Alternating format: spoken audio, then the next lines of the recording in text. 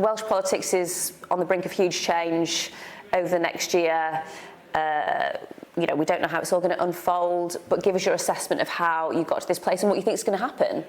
There certainly is a feeling now that we are on the cusp, potentially, of the biggest change that we have ever seen in the story of post-devolution. Wales, where Labour, of course, have been the governing party, holding the First Minister role for 26 years now. A number of things, I think, have come together. Trust being built in Plaid Cymru over time. We had the best ever general election results last year.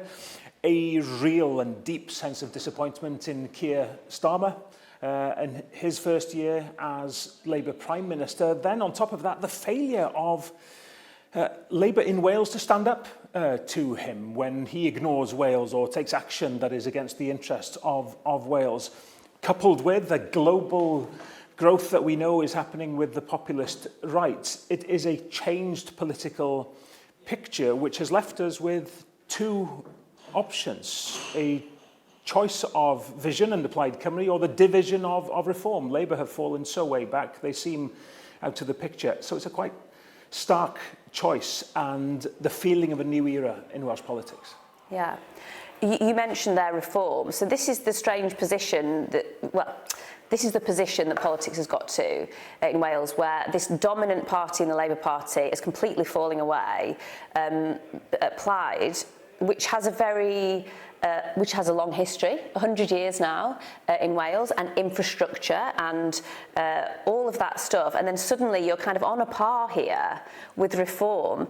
They don't have a massive history in Wales. They don't have that kind of infrastructure, people on the ground, working here for many years. Why do you think reform are on a level with you here? And are any politicians across the UK getting it right in terms of taking on reform? How do you take on reform and do it successfully? I think what we're seeing is a global phenomenon being played out, and it's really important to recognise that Wales isn't immune from that, from the United States to South America, across Europe. The populist right has been making gains, and we are no different in that this is a new force on the political landscape. What we have in Wales, though, is a situation where we have a real alternative, and with reform seemingly putting clear water between themselves and the mainstream parties in England. Currently, that's not the case here in Wales. It's Plaid Cymru that's leading the polls, because we show that there is a positive alternative based on hope. It's not about sowing divisions. It's not about blaming the wrong people for problems we face in health or in housing. It's actually recognising that it's government actions that are to blame. So if you have a serious party like Plaid Cymru putting forward positive proposals to deal with those issues based on a long track record, well, then you have a chance of persuading people that there's an alternative to just being dragged up to this negative politics that right-wing populism is all about. We can avoid that in Wales. Is it partly just about this kind of very politically successful, I guess in some ways charismatic figure in Nigel Farage that is just winning people over? How do what's your way of dealing with that as a political strategy? To be honest with you, I don't think reform's special. If it wasn't reform, it would be somebody else. We're seeing this phenomenon. You have to admit that Nigel Farage has this power over voters in the UK. With the Brexit referendum, he's been around for so long now, and he's built up this huge following.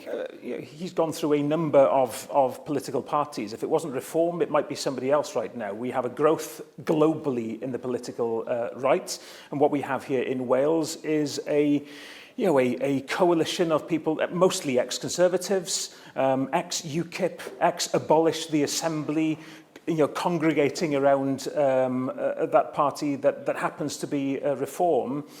But what we have to do wherever we are in the world, and I'm looking at it from a Welsh perspective, is offer to people real solutions, not the easy solutions that are put forward by the populist right to pretty complex problems, not blaming poor people for our problems that we have, which are caused by governments, not those neighbours of ours, not other people within our communities. You touched on this quite a lot in your speech yesterday.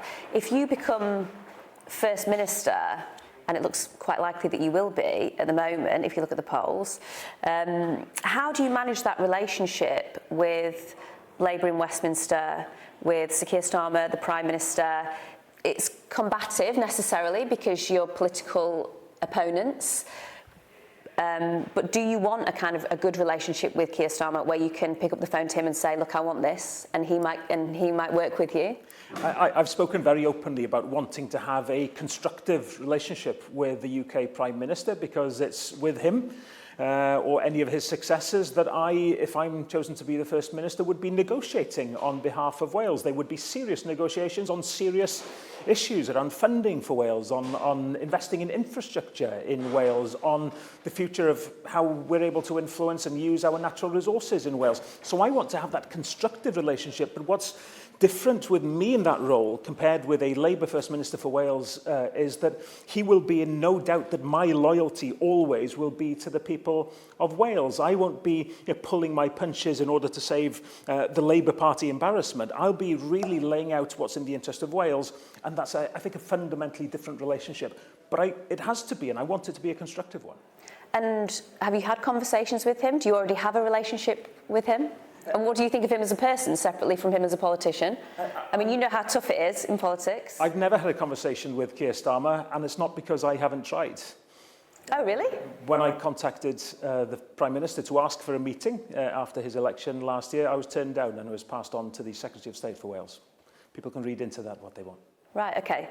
So is this so would you like to kind of offer that now and say, like, I'd like to have a conversation with you because I think I might have to work with you in the future? I have certainly asked if we could meet, and that is certainly something that I would still love to happen, yeah. I think it's important.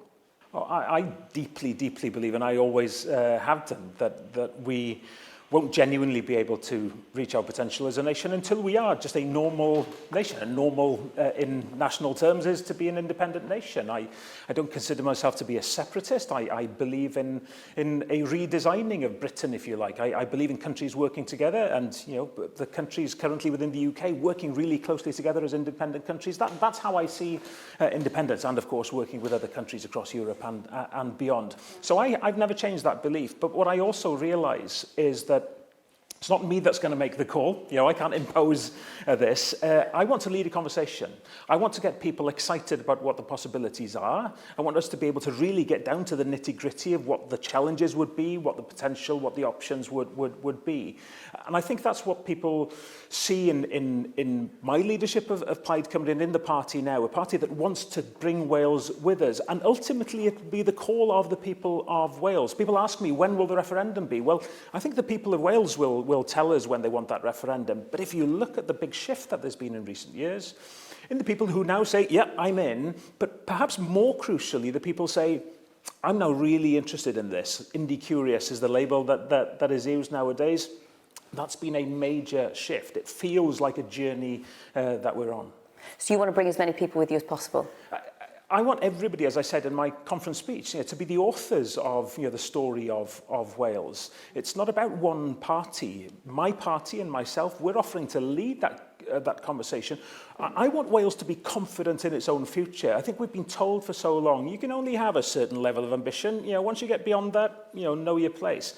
Actually, why should Wales be limited in the ambition that it shows for its children and their children in terms of building a prosperous, fair, equal nation? I think there's a really exciting path that we could follow. I want to persuade other people to come with us.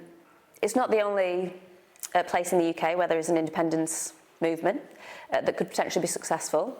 Do you hope to see the breakup of the UK in your lifetime? Is that something you want to see? I've never thought about it in terms of breaking up the UK. I have no that's the reality of it, though, I have no interest, no, because I use the term redesigning Britain, where currently we have a a system where power ultimately is still retained very much. Power devolved is power retained ultimately at Westminster. I don't think that's in the interest of anybody within what we call the UK now. I think we'd be much better off designing a system where we are independent countries, but with a fundamental agreement on the way that we work together. A new British Union, if you like, within a European Union and beyond. I'm an internationalist. I believe in international cooperation. But that building block for me, if we want to build a prosperous Wales within those wider partnerships, would be to just be a normal country. And normal equals independent, but anywhere you look in the world. There was a lot of policy in your speech yesterday. The promises on childcare that were very extensive. The £30,000 for trainee teachers if they stay in Wales for a certain period.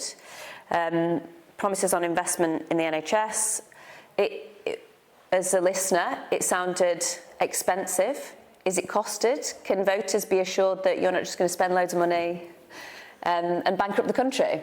Every penny is costed. And what's been particularly difficult in the process that we're going through now, where there's a very long list, I can assure you, of things that we would love to do that we're just not going to be able to do because the money currently isn't there. So in preparing for that election, but more crucially, preparing a programme for government, we've had to think very, very carefully, right, what is affordable here, genuinely affordable, making serious investments in a limited number of things because we believe that they would have the biggest impact. Childcare is the most generous programme that we've ever seen in Wales is something that I was very proud to announce yesterday because it has such wide-ranging benefits in terms of clearly the best start in life for the child, help for the family, helping people get back to work, intergenerational help for the family. Grandparents will benefit from free childcare. It's an anti-child poverty measure that's really important. So yes, these are expensive, but what you do is limit the things that you want to do, make sure that they are radical and start really changing Wales through those actions. And just finally, I mean, you talked about this again in your speech yesterday, you touched on your family, your background. Politics, especially in power, is brutal, punishing, especially current politics. I think it's probably the most toxic and difficult environment that it's ever been. What drives you? What keeps you going? What gets you up in the morning? Politics, parts of it at least, not all of it actually, but parts of it have become so toxic that at times anybody within politics must think at times, what on earth am I doing here? Those thoughts usually last very short periods of time because you remember why you're here and you remember the challenges that your own community around where you live faced. In knowing Wales so well as I do, I've had the real pleasure all my life as a journalist and politician and through my own family of getting to know Wales, all of it really, really well. I see the challenges every day. So you remember, no, we have a task to do. And it's a phrase I use a lot, but I don't believe this is as good as it can get for Wales. If I don't believe this is as good as things can get for Wales, well, what can we do to change it? What can we do to seek a better way of running government, of designing Wales, of reaching forwards, being more ambitious for the country? That we have lots that we can do to improve people's lives. And if I can make a small contribution to that, I will do that. And having learnt from the public service of my parents, that's what we learn most from. I've seen what commitment to community and country looks like, so I've decided to try to do my bit. Okay. And how do you feel about the prospect of being First Minister? Are you nervous, worried about getting it over the line? Are you feeling the weight of responsibility of this 100 years of Plaid Cymru kind of hanging over you? It's a big moment. Well, I think it's really important to remember that, one, Plaid Cymru isn't being complacent about where we are in the polls now. We haven't won an election. We have some very positive polls. We are hearing everywhere in Wales lots and lots of positive signs that people are turning to us and are thinking of or have maybe already decided to put their faith in us.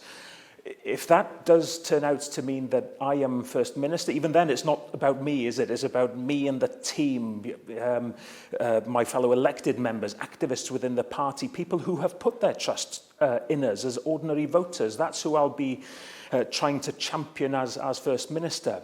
Is there pressure in looking ahead to that? Yeah, absolutely there is. And if I didn't feel pressure in that, there'd be something wrong with me, because if I get this opportunity, I want to get this right. Okay. Rhun, Iorwerth, thank you very much. Thank you.